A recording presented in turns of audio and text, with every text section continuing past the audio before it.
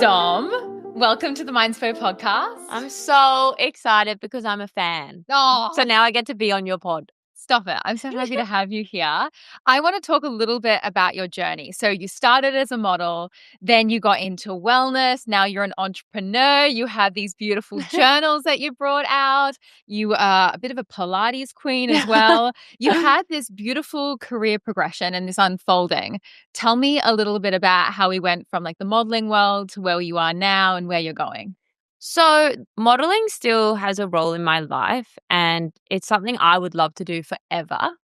But the thing that has changed is it's not my identity anymore. When I was younger, my identity was swept up in appearance and castings and getting jobs and just it was all about the exterior, and I found that quite difficult on my mental health. So I feel so lucky to have had that progression. Wellness was something I always really loved, but my relationship with wellness has changed and my definition of wellness has changed. So, Ooh, I love that. yeah, so what I used to define it as was, going to the gym and your diet, but there was nothing about the mind. And when I hit that rock bottom in my life, when my modeling agency put me off the books because I was too skinny, wasn't looking after myself, and just was in a real rut, it forced me to look into the mind. And that's when everything changed. It wasn't like it changed overnight, but the way I viewed wellness changed. And I feel so lucky now to be sharing my story and my journey and learning different modalities to be that best version of myself. And I guess the progression kind of happened to start was in COVID. I created Self-Dom as a brand, but I didn't do anything with it because that's when my healing journey all kind of started. But then the modeling picked up, the money's so good, you put everything else to the side. And then it just became something I delved deeper into. And I noticed when I was posting stuff about wellness, my community really got around it. And then I did a course in nutrition. I got my Pilates qualifications. I did the podcast. And I'm sure you know, these things don't make you any financial money. But what they give you is the greatest return you could have ever asked for, because it teaches you who you are because you're going inwards and you become aware. And yeah, the progression has just happened. Like I just started. I did the podcast. I built the community. I've been journaling for 7 years. It's like my biggest passion. I would scream it from every rooftop in the world if I could to practice gratitude. So it just felt really aligned to create the journal. And yeah, it's just progressed and it's been a really natural, I feel like I'm in flow state, I would say. Love that. I love that so much. I want to go back just for one moment. You said rock bottom moment.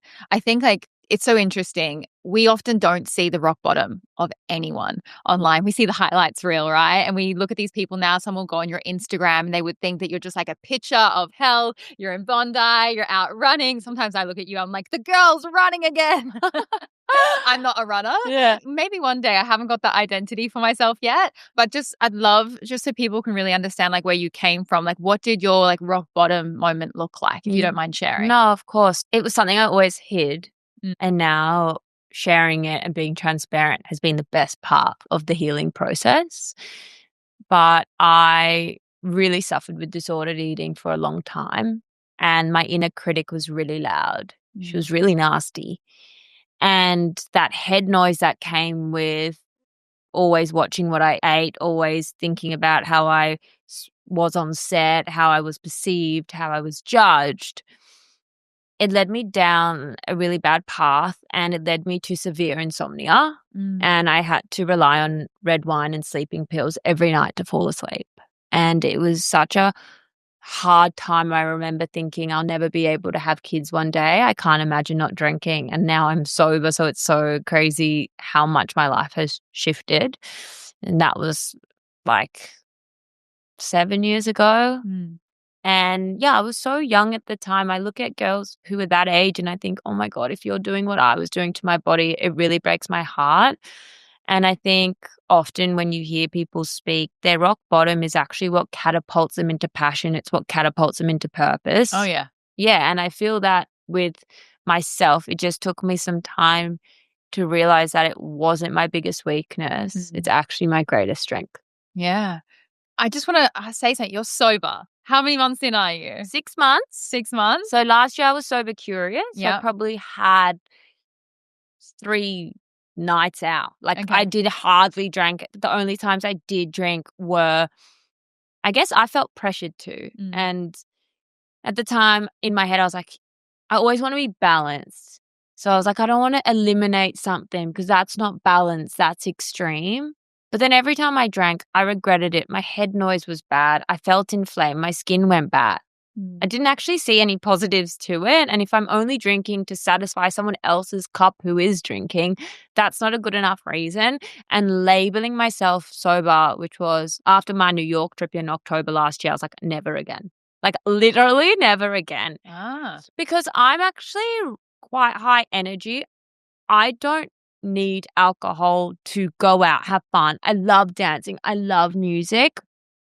But it took that year going sober curious was really good for me to realize I can have fun in other ways. And my definition of fun has definitely changed. Like, of course, I love a rave, but I don't need to do that every weekend. I would much rather go try a cute matcha cafe with a friend. And I know it seems so basic, but like my heart is so full going to Pilates and going to a matcha cafe. The older you get, you realize the simple things are true bliss. So when you think about sober journey, do you think this is like it for you? Can you not see yourself going back? Well, we're getting married in August Yeah. in Italy. And my husband, Tom, because we're already married, we're getting married again.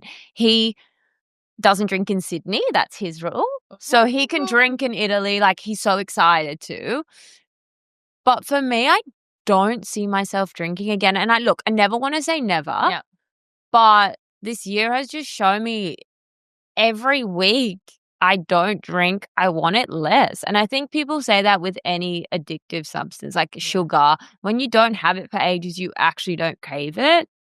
And I just can imagine how terrible I would feel the next day if I drank, because my body would be like, what is this? What's your like go-to drink? If you're out, everyone's drinking, you have to order something at a bar. Is there like a special drink that you're ordering for yourself? Is it like a lemon lime and bitters? Like, what are we talking? What's like the I'm sober, but I'm still out here holding a drink, having fun drink? Well, I love mocktails. And honestly, the restaurants in Sydney have improved so much. Like, mocktails to me used to be for the kids. Now they're epic. You can get a yuzu, you can get a no-grony, you can get you basically can get a mocktail of any of your favorite drinks. And to be honest, a lot of people don't drink because they don't want the calories. It was never about the calories. I would actually rather have a mocktail and feel part of it and then have, a soda water later on. But I do love a sweet drink. So like something with yuzu, definitely my favorite. Yum. I love that.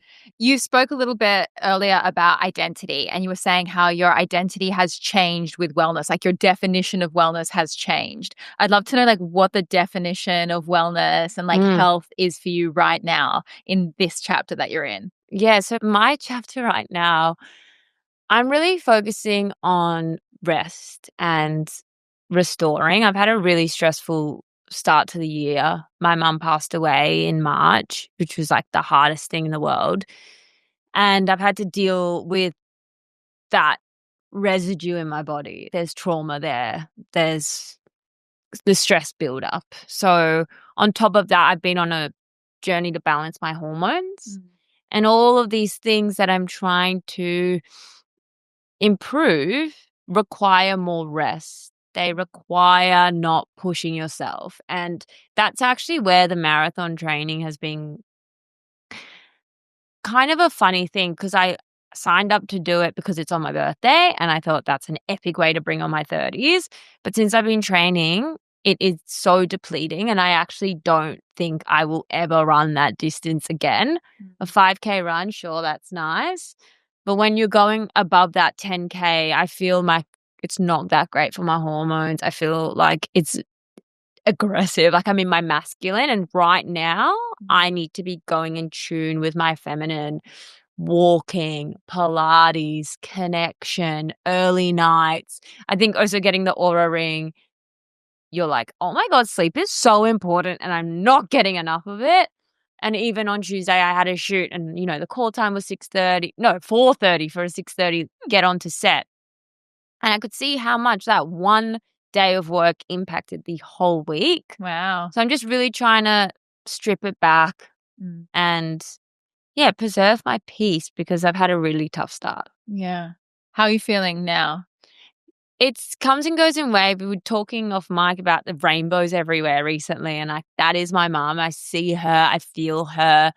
I feel so grateful I'm connected to the spiritual world because I have a friend who's dealing with the loss of his mum, and he's not spiritual at all. And I was talking to him. You're just like my sister. She's like, I see her there and there. I always think you have a choice to believe. Wouldn't you rather believe that they're around than sit there in, the what ifs and the head noise about how things could be different? Because the only thing that I know for sure is that you can't change anything. What's done is done. And I know that my mum would be looking over me wanting only the best for me, only joy for me. She would absolutely hate to know I'm sitting on the couch with a box of tissues just feeling sorry for my family. I also think if you were sitting on the couch Oh, with a box of absolutely tissues, fine. she'd be rubbing her arms around you I and know. she'd be right there with you. And look, the thing is, my mum was sick for 4 years, so we've been grieving for a really long time. Yeah. And I guess like the hardest months were when we found out there was no more treatment for her because we kind of knew there's an end date, whilst before we were all hopeful and joyful. So it's been a really tough time, but to answer your question, I'm doing well. I feel so grateful for the life that I have, like immense gratitude every single day. So you're really big on gratitude, and this is something that if anyone comes across your account and they look at your world, this is something you talk about a lot. And gratitude's been huge for me in my journey, and I think it's one of these core fundamental things that when you start a gratitude practice, it can just trickle into every little part of your life. How has gratitude helped you with grief lately? I really love that question because that was when I was tested. I love this idea that you can do all the healing you want. You can watch every podcast, go to the workshops, go to retreats, but your life is like the dojo. That is when you're going to learn. So for me, the way that gratitude has just allowed me to pull myself up, 150,000 people pass away every day. They don't get another chance. All right, I woke up. I'm here. I can go for a walk. I can move my body. And there's almost a level of gratitude when you see someone you love so ill and they would do anything for their health back, that you kind of let go of the nonsense and you just think, wow, I'm going to live every day because you do not know what tomorrow is going to bring. And that's a big reason that we're getting married again this year. We were always going to do it. We were going to do it in 18 months. That's how long a lot of people take to plan a wedding. Tom and I were like, you have no idea what tomorrow's going to bring. Let's just do it. Like, we're in this just do it mentality. And I think one of the journal prompts in the journal is every night I let go of. And that's been profound for me because I had to let go of the control. I had to let go of trying to change something that I literally cannot. And writing it down on paper, it's like out of mind, onto the paper. Okay, I can sleep. That good sleep's going to improve my health. It's going to improve my mood. It's going to improve how I show up to the rest of my family. And it kind of has this ability to impact everything. Your relationships, how you view the world, finding purpose, passion. I just think everything starts with the mind, which I know you are just so big on. And that's why every morning it's like gratitude and meditation, non-negotiable. They've literally saved me from hell. Yeah. As someone that's just gone through so many things recently, like as you opened up about, like you've just lost your mom, you've just got married, you're getting married again for the second time. So if for anyone that's new to your world, I just want them to know that you had a wedding that was quite fast so that your mum could be there with your family, which I, like when I saw those videos, babe, I was a mess. Yeah. And I just it was such a beautiful wedding and you got married in the hospital. It was gorgeous. And now you're getting married again in Italy with all your family and you're married. man, and you're in this like really interesting chapter, like right here, right now, sitting on this couch in this chapter that you're in. What are 3 things that you are grateful for, like in this moment? Yeah, well, I literally could say so many things, but I'm so grateful for Tom. Yeah. He has been just incredible. My mum was always teaching me lessons, and I think her passing away after seeing us get married was her being like, "He's your fucking rock." Another thing that I'm grateful for is we've got fur babies. So we've got Crumble, and then we just got a 10-week-old golden retriever for my dad. And I'm grateful for the serendipitous things that have happened with Cookie, our baby. She's got a freckle on her tongue. So did our dog Coco that our family had as a kid. Her name is Cookie, and when I was at walk club, I saw a dog, and mum used to always come to my walk club. There was a dog sitting next to us called Cookie. Mm. Like, just this spiritual energy that's come with this dog. And the third thing I'm grateful for is community. The way the self-dom community has showed up has blown my mind. Like, with the walk club, it used to be, 6 people, 10 people. The first walk club back after mum passed away, 40 people, then 80 people, then 90 people. Yeah. It was like everyone's connected over this story, and they believe when you manifest, when it's about to happen, it gets really hard. You just got to get through it. And I feel like that's what's happened. So yeah, they're the 3 things I'm really grateful Yeah, and for. for anyone listening that's new to your world, like you do this walk club in Bondi. Tell me a little bit about the walk club. So if Yeah. anyone's listening and the first time they're hearing about you, like if they ever come to Bondi, they can come connect with your community. So anyone is welcome. You guys should definitely come down to walk club. So I built the walk club idea I saw these run clubs. Yeah. And I was like, I don't want to run with people. I want to walk with people. Yeah. I want a hot girl walk. So I just created it, and it's been so amazing. We just do a little breath work and gratitude on the sand. We meet outside the Bondi Pavilion every Thursday at 6:30. And then we go for a walk to Tamarama, and then we get a matcha. And I've had such an incredible connection to these girls. 2 stories I have for you. One was 2 girls who came to walk club. I actually did events with them. Mm-hmm. So we've collaborated. And the second thing is I was walking the other day, and these 2 girls were looking at me, and they were like, "We came to your walk club." One was from Korea, one was from New Zealand. They were hanging out outside of walk club, and like, that is the goal. And I get DMs from people, "Can I come by myself?" That's the point. Yeah. Come meet new people. It's so exciting. And yeah, it's just what I wish I had had. And the age variation, there's like It's the best. Isn't it? 18-year-olds, 40-year-olds. It's just like, Yeah. come down, connect. I always give the girls the challenge, share your socials with one person today, because you got to make the most of these opportunities. Mel Robbins says it takes 90 hours to build a deep friendship with someone. So you can't come to walk club expecting to meet your whole crew, but keep coming down, and you'll see slowly but surely these connections deepen, and you're able to make proper friendship. I think that's the biggest thing, isn't it? It's like you just have to come to these spaces with an openness of maybe I will meet my friend, maybe I won't. I'm not going to have any expectations, but I'm just going to meet someone. I'm just going to be Yeah. there. I'm just going to bring my energy. I love it. You have to be open, and what you give is what you get. Yeah, Huge believer in it. exactly. And so your journals, they're so beautiful. I absolutely love them. You've just gifted me one. Yay. When did you start your gratitude practice? Like how did that all sort of originate with you? Was it with journaling that you started gratitude practicing, or how did it all start for you? So when I was at that rock bottom, my best friend, Sash, she said, "Why don't you try writing down your thoughts?" Because at the time I was going to see if I could get anti-anxiety medication or go down that route. And she said, "Why don't you just try writing your thoughts down?" Because I'm so stuck. I don't know where to start. And my life didn't change when I wrote my thoughts down, and that was just freehand journaling. But I did feel this micro shift, like a bit of lightness. Mm. And just the journaling progressed into a gratitude practice. And after a few months, I quit coffee. I didn't have to have red wine and sleeping pills to fall asleep. This habit transformed my life. I know someone could be listening and how writing what you're grateful for, it's not going to do anything, but science shows that it releases dopamine and serotonin into your brain, which are the feel-good hormones. So it's going to allow you to show up as a glass half full sort of person.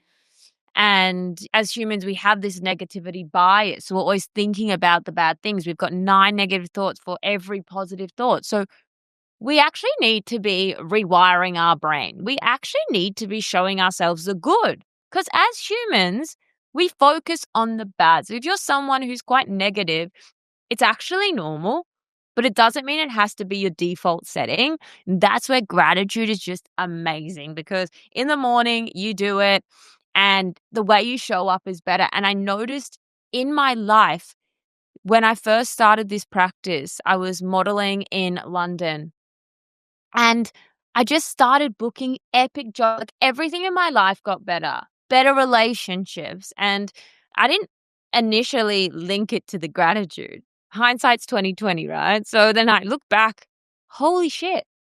Everything happened the moment I committed to the practice. And again, repetition is key. You don't do it once and everything changes. If you wanted to be a stronger person, you'd go to the gym. If you wanted to be healthier, you'd eat better in the kitchen. If you want to be a more positive person and show up, you have to practice gratitude every day. And that's why I have kept going. That's why I do it every day. And again, like life has thrown me curveballs. That's when you need it more than ever. Yeah. Yeah.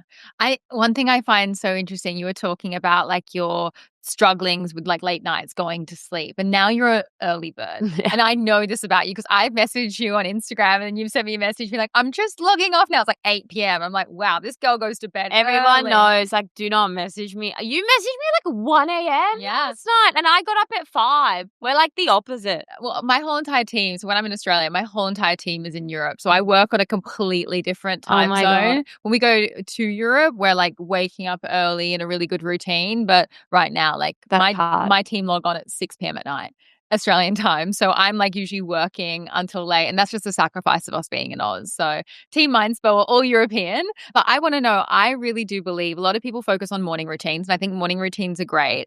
But the secret, I believe, to a good morning routine and actually getting up to have that epic early morning routine, because you're a Bondi early bird. I'm early. You're one of those people that people put on TikTok that have been like, what are these people at 5 Yeah, a.m. I'm that girl. Yeah. You're that girl. And I love that for you. And like, that's the pinnacle Aussie moment. I Yeah. want to know, what does step by step, what is your wind down routine it's from having intense. dinner? Okay, here we go. I'm ready. No, but we want like a clinical Clear. step by step, hour by hour. Well, it's funny because you're at my house. So I am. I can really show you how it's done. We're at the house. It's beautiful. We're literally overlooking Bondi Beach. Yeah. Gorgeous. Now tell me, how are we going to bed? So I like to eat dinner very early. What's early? 5:30. 5:30 dinner. So you haven't even started your work day with Mindspo. Yeah. 5:30. I love it. 5:30 dinner. So yep. 5:30 dinner, you can always get a booking, but obviously we eat at home most nights. Who's cooking? Me usually, Okay. but we just got a Weber. Okay. So Tom cooks steaks for us. Okay. But yeah, I usually have dinner at 5:30. 5:30. And then Tom and he also likes to eat early, which is really good. If we need to do any other bits of work, we get it done by about 7. Okay. Then I'll make a cup of tea. A cup of tea. What kind of tea are we So having? I'm having chamomile apple, anything with a chamomile spearmint. Are we doing it at tea bags? Are we doing it in... We're doing a tea bag. We're doing a tea bag? Look, loose leaf would be ideal, but I absolutely hate cleaning. Like, I hate doing that. I love tea. That's a really good brand because I don't use any plastics in the bags. Okay. Because that's apparently one of the worst. You're putting boiling hot water on. Microplastics. Yeah, it's terrible. Chris has given up tea. I still make teas. And yeah.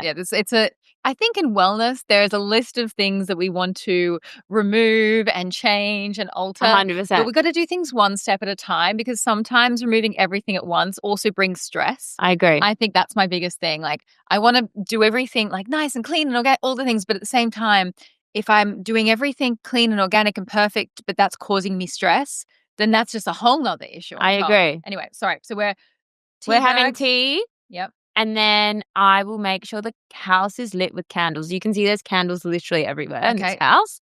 We do proper candlelit, no lights. No lights. No, just candles. Just candles. I'll have magnesium. At the moment, I'm having capsules. So I have 3 magnesium capsules. And then I'll go on that couch. I always go in that little corner there. I've got my red light on the floor. Right. I'll put my red light on for 10 minutes. What time is this? Red lights on like at 7:45. 7:45 red lights on? Yeah, phones have gone. Like, phones have gone. 7:45 red light. till 8 Where's the phone, by the way? Is in the it kitchen. in the It's kitchen? another room. Another room. Out. And Yeah. are we logged into apps, logged No, on? it's off. Oh, Off. okay. Is it on charger? It's on charge It's on in the charge kitchen. in the kitchen, off at 7:45. 7:45. So I red light over there. Okay. This is obviously an ideal night. No, babe, Remember that. no. I am. I want the Dom. 'Cause The Dom. I'm about to go to Europe, So you and can do it. no, I need the inspiration, and I think some people. No one talks about evening routines. Yeah. So here we go. Yep. And so then we do the red light. Then I'll read my Kindle for about 20 minutes. At the moment, I'm reading Woman Code by Elissa, always a self-help book. And then I will journal in my gratitude journals. This is about 8:30. We do the evening. 30? Yeah, we do the evening routine.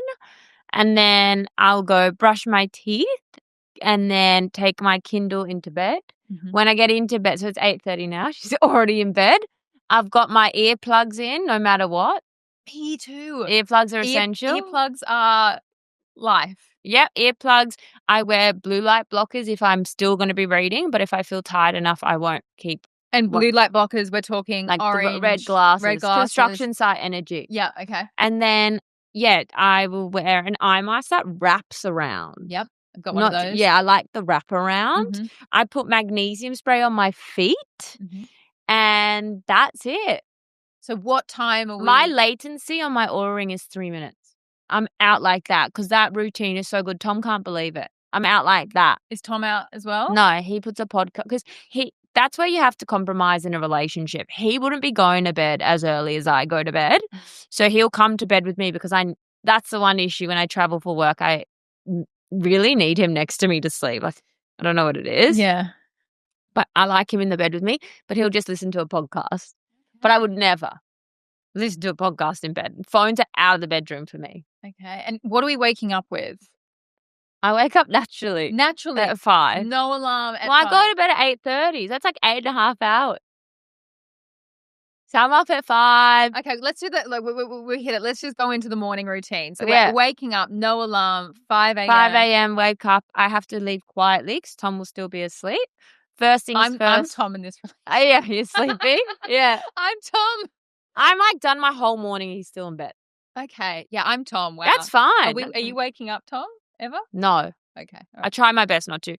I wake up, I come into the kitchen, supplements first. Okay. Empty stomach. So we're having at the moment a gut healing mixture. It's a powder, but it's got marshmallow root, glutathione, glutamine. It's got a whole bunch of stuff in it. I have that in my probiotic. Take that. Then I meditate for 20 minutes. I just use Insight Timer, 20 minutes, got my mantra. Do my morning gratitude, come to the kitchen, have breakfast. I'm having breakfast about 5:30 these days because I can't have a matcha until I have breakfast. Okay. So the matcha is like the motivation. It's the motivation. And also all my supplements. Okay. So then at the moment, like this morning, I had a glass of coconut kefir. And then I also had a coconut yogurt bowl with blackberries. I seed cycle. So I have my seed cycling mix. I have 3 Brazil nuts every morning for the selenium and a bit of honey. And then I have all my other capsules. So I've got beef liver, omega-3s, zinc, B complex. Like I'm on a proper gut heal. And then I'm allowed to have my matcha, which is the highlight of the day. I make a matcha. I go for a walk with Crumble. And that's how I love to start my day. And obviously we live in such a beautiful place that I can see the sunrise straight from there. So I'll always get sun in my eyes. No sunglasses in the morning. And I'll listen to a podcast. I love Mindspo. Oh, we love that. Yeah. I love that I'm at one point part of your morning routine. That's gorgeous. Yeah, absolutely. And what time's Tom getting up? Because I'm Tom. He's like, what time have I awoken? He's 7. 7. Okay. Yeah. And is Tom getting up with an alarm or is he just... No, because we both work for ourselves majority of the time. So his Whoop strap is like, you need 10 hours of sleep. So he knows that he needs a lot more sleep. Right. Okay. I probably do need a lot of sleep, but I wake up like, ding, I've got shit to do. Yeah. But I also say I finish my days earlier. Yeah. You know, like yesterday I went and got a massage at 4 p.m. Like I clocked off by then. So I'd rather start earlier. This morning I was on emails at 7 a.m. I just liked that's when my brain is on. It's your peak performance moment. It's my peak performance. Yeah. Well, you spoke about meditation in that morning routine. We're big here at Mindspo, all about meditation. I'd love to know, how has your meditation journey progressed? When did you find it? Yeah. So I did a Vedic meditation course at it's Bondi Meditation Center. They're actually not there anymore. I drove past. I was like, he's gone. But I did it because I was an insomniac and I would do anything to improve my sleep. And I remember the first few weeks of meditating, my insomnia got way worse because the teacher said it brought everything to the surface. It was the first time I was listening to my thoughts. I was like, I hate this. But slowly but surely, I noticed a difference. And look, I'm not going to lie. That's where my routines fail me, is that I often don't do the afternoon meditation. I always do the morning, but the afternoon I do often let slide. One of the things that Tom and I, when we travel, it's the best doing the afternoon meditation together. But yeah, it's really been it's that thing that you do that you don't realize how much of an impact it has until the days you don't do it. And you're like, I'm a mess. I'm angry. I'm irritable. In the mornings I meditate, I'm like, wow. Like this morning, I knew we were having our conversation. It was so important to meditate, to be able to have space, to not bring chaos into the chat. I just wanted to be like peaceful and present with you. And I think meditation is really something we should be learning at schools. It's something we should be taught as a kid, to listen to that inner voice, to hear what they're trying to say, especially in a world where we're on our phone, we're seeing what everyone else is doing. It's really hard to stay in your own lane. I think meditations is one of the best way to, just remember you and let you shine. Yeah. And you're a big Pilates girl. You love Pilates. Love it. I love Pilates as well. I feel like whenever I'm in Sydney, this is when I'm in my Pilates era. Pilates princess. Yes, we both go to Body by Burner sometimes. And it's just, I don't know what it is about Australia. It is just, for me, the Pilates capital. Yeah, we have so many good studios here. We do. How many times a week are you doing Pilates if you're doing Pilates? So my trainer is away at the moment, so I'm definitely doing it more. But also I'm training for this half marathon. So I'm only going like 3 times a week on a good week. I would like to go 4 times a week. I also am always creating classes for events. So this morning, actually, what I did, I just went for a walk and created the playlist.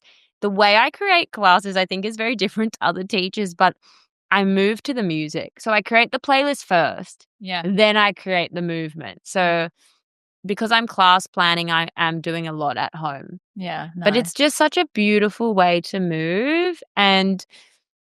But in saying that, there is such a need for strength training for women. And I think women aren't prioritizing it because they're scared of getting bulky. But damn, strength training makes you look amazing. But more importantly, makes you feel strong and empowered. Like when your hips thrusting 100 kilos, you're like, bad bitch. Yeah. How many times a week are you doing strength training? So ideally, I do it twice a week with my trainer. But he's away.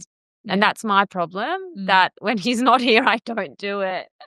Just because it's like, it is harder. Yeah. There's a bit of resistance to go because you're like, oh, it's going to be really hard. It's going to be really sore. But you have to do painful things to become stronger. That is just how it works. I want to go back to like the gratitude side of things.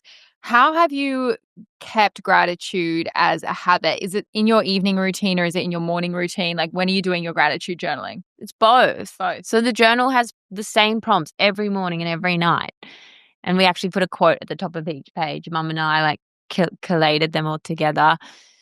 But it just holds you accountable. Firstly, it's a really beautiful journal, so you want to have it out. But I always say to people, do it for 30 days. We actually offer a 90-day money-back guarantee, because if you can show me that you journaled for 90 days and didn't see an impact in your life, like, that's how sure I am that it works. So I do it every morning, every night. And Tom does it as well. So it's really a beautiful thing. And then at night, I'll be like, what are you grateful for? And he's like, don't look in my journal. That's one, you're only allowed to, that's like so disrespectful. I'm like, no, just tell me that.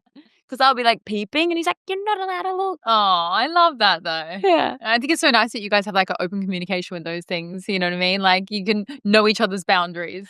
Oh, that journal sitting there now. I always want to look at it. I really want to look, but I'm good. I don't. It's kind of like I never had like a little sister, but I know growing up in school, people would be like, I found my sister's journal. And it would be like this big secret. Yeah. Like, oh my gosh. I think it's so funny with journals how it's interesting how we can bring out things that we wouldn't say out loud in something when we write it. It's kind of like a Yes. sacred conversation that we're having with ourselves and our souls. That's why it's so powerful. Yeah. Because you say the shit that's ruminating in your mind that you wouldn't say out loud. So true. I'm trying to think about something that I wrote in my journal recently that I didn't want to say out loud. There's quite a few things. I feel like sometimes I write things that I wouldn't normally talk to people about publicly. And I think that that's really interesting because I feel like a lot of the time we're talking about stuff and we're having conversations about stuff, but then we're also having conversations inside our own head. Yeah, all the time. Yeah. I actually was on a job the other day and the guy was saying he can't do visualizations. Oh, really? Have you heard of this? Yeah. You can't visualize it. Yeah. It's a thing. Yeah. It's a thing that some people have. That's pretty wild to me. Yeah, it's interesting. The thing is, if you can't visually see something in your mind's eye, what I always like to say is to like actually use vision board or vision board movies. Like seeing. Yeah, like actually really just have it like physically in front of you. And you can also like visualization doesn't just have to be in the head. It could be like planning things out. Like the brain just works differently. Yeah, but that's good advice. I would be so sad if I couldn't visualize. You especially. I'm just like that's one of my like key things. Do you visualize a bit? I don't do it enough. Okay. Yeah, I don't do it enough. I think it's one of those modalities I really want to get into more. Yeah. It's something that we're going to be bringing out a lot more stuff in visualization. It's been a really, really big part of like my journey. It's so interesting with visualization because I feel a lot of people just don't even know where to start. And they're just like, well, how do you even start? What do you even do? And then when you get into it, it just becomes like such a beautiful, natural part of your practice just to add it in. Yeah. So, and I think as well, because I do the Vedic meditation, it's just mantra, but I do use like, Mindspo and different things where there is that element at the end. Yeah. Where you visualize, I'm like, oh, it is so good. Yeah. But because I don't want to be on my phone often, I don't know. I need to do it more. It's one of my things for this year. You're already doing a lot of modalities, so you got to just add them in slowly. I know. I know. And it's one of those things, if I'm at events, I adore it. Actually, my facialist the other day did one at the end of the facial. Love that. Oh my God. I was like, this is heaven. She's like, visualize this bright white light. And I was like, wow. Because you're already relaxed. Yeah. So it was perfect. Now, last question. I want to know, well, actually, second last question. I've got two more. First one is, I want you to go back to your younger self, do a little bit of visualization, look at yourself in that rock bottom moment. Give her a big hug. Yeah, I'm sad for her. Wrap your arms around her. If you could whisper something in the ear of that girl that was just like struggling to go to sleep, about to have another glass of red wine, what is something that you would say to her? What does she need to know? You don't need to be anyone for anyone, is what I would say. Because I think it came from this trying to be something I wasn't, and this need to fit in and feel cool, and I would also tell her it will all work out how it's meant to, and this moment of absolute darkness will become your strength. So just hold on. Yeah, I love that. My last question is, if you could send a text message to everyone in the world and it was a piece of advice that your mum has given you over the years, what would that piece of advice be? Or just something that you've learned from her? Honestly, simply have more fun. I love that. Because I walk Bondi Bronte and I see grumpy people. They don't move, like they don't smile. People just need to find the joy in life because life's too short to take it so damn seriously. Yeah. Wow. And that's your chapter right now, just having fun, enjoying life. Just enjoying life, honestly. Obviously, everything I've been through has made life really hard. But I don't want to feel guilty for having fun now, because I think that's what can happen when you're grieving, is that you feel guilty if you're happy. But I actually know that Mum would want me now to be having the most fun that I possibly can. As I enter my new decade, I want to really bring it in with this carefree energy. I think what's so beautiful about that, I just want to say, Dom, like, this has been such a beautiful conversation. I'm so grateful for you just opening up, like really delving into like where you are now, bringing up some things that I know that aren't like very easy to talk about, that are really, really fresh. And I think that I just want to say to you, I think that so many people probably just need to hear things like that, because I think grief is such a universal experience that so many people go through. And I think that guilt, people feel freedom from that guilt when they hear other people feel free from that guilt. So I think that it's just so powerful that you're just really letting people know that it's okay to just get back in the game and enjoy things, and it will come in waves. And yeah, Mom would be so proud of you. And I just look at you and I'm just like, wow, I can't wait to see what you do next. Thank you It's so much. so exciting. You're an absolute angel. Oh, I love this so much. Look, you have these beautiful journals. Where can everyone go and find them? So they can go to selfdom.au, and I've uploaded a discount code so they can use Mindspo at checkout for 20% off. Love it. We have 3 colors, so all journals. So, so nice. Well, honestly, I cannot wait to start using mine on my European adventures. Oh, yeah, it's so cute. And I'm going to test this Dom evening routine. I'll send you a message. You don't look hot in bed. Sorry, so. I'm really excited. Thank you so much for this beautiful conversation, deep diving onto all of the things. Where can people find you on Instagram if they want to stalk you? So my Instagram is Dominique Elissa, and my other account, my podcast is Self-Dom. So it's at selfdom__. Amazing. Well, thanks for being on the Mindspo podcast, and I can't wait to see you again soon. Yay! Hopefully in Budapest. Yes, Budapest! Let's go! Thank you for joining me for this episode. You can discover more from Mindspo on Instagram and TikTok by following @Mindspo and myself @Rochelle_Fox. If this episode inspired you, then please pass it on and share the love. And lastly, always remember, you create your own reality. So go and make some magic.